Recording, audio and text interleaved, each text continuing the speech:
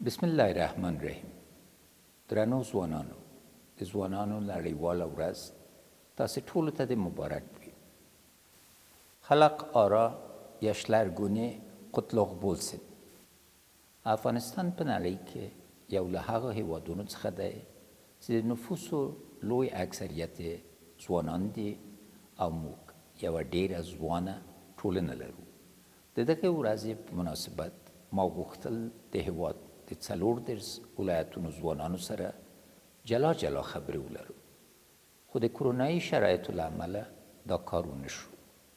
په تیرو څو ورځو کې چې د افغانستان په 7 زونونو کې د ځوانانو د ځینو بنسټونو او ټولنې غړي سره ناست وو او ما ته یې خپلې غوښتنې او وړاندیزونه رالیږلي وو. د دغه یادداشتونه ټول ما ولوستل. غواړم ستاسو د دغه یادداشتونو په رڼا کې څو خبرې درسره شریکې کړم. ما همیشه ویلي چې زه سپین ږیری یم، خو د ځوانانو په رایه ولسمشر شوی یم. سره له دې چې ځوانانو ته د زیاتې توجه په خاطر تر نیوکو لاندې راغلی یم، خو ما د خپل حکومت په تیره دوره کې ځوانانو ته په خاصه توګه خویندو ته په حکومتداري او نورو برخو کې زیات فرصتونه ورکړل، ځکه زما په باور په افغانستان کې 3 اکثریته چې په لویو تصامیمو کې په اقلیت بدل شوي وو، هغه ښځې، ځوانان او بیوزله دي. در این دوره حکومت خود میخواهم معینیت جوانان را به ریاست دفتر ریاست جمهوری انتقال دهم و بست دستیار خاص مقام عالی در امور توانمندسازی جوانان به ویژه برای برجسته ساختن نقش زنان را ایجاد نمایم تا از این به بعد جوانان به صورت مستقیم با رئیس جمهوری خویش در ارتباط قرار داشته باشند.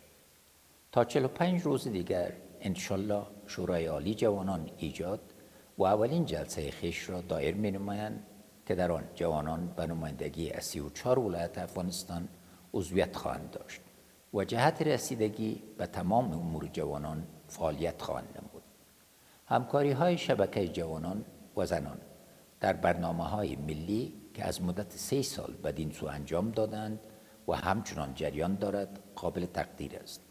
به خصوص فعالیت های رضاکارانه اخیر شبکه جوانان که در مبارزه با ویروس کرونا و تشکیل صندوق های وجهی در سطح ولسوالی ها انجام دادند.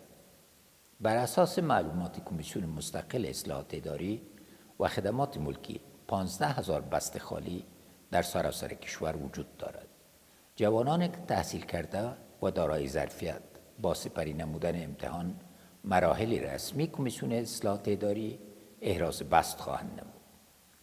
د ځوانانو د نوښتونو د ستایلې او قدرداني په خاطر به د یو حمایوي صندوق جوړ شي، تر څو هغه ځوانان چې نوښتونه او ابتکارات کوي له دې لارې ملاتړ وشي او بیا خپل ابتکاري فعالیت پیل کړي. همدارنګه به هغه ځوانانو ته تحصیلي بورسونه ورکول شي چې د هېواد په ولسوالیو کې 2 کاله د یو ولسوالۍ په ښوونځیو کې تدریس وکړي او ماشومانو ته زده کړې ورکړي.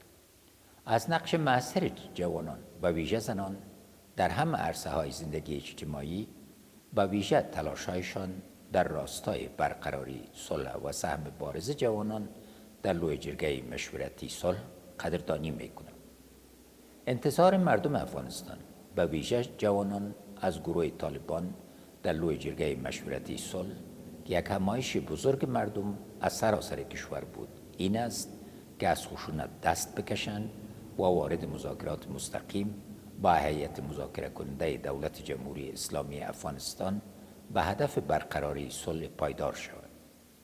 در اخیر از فداکاری های نیروهای امنیتی در دفاع از تمامیت ارضی و تأمین صلح و آرامش به هموطنان که اکثریت آن را جوانان تشکیل می دهند سپاسگزاری می نمایم.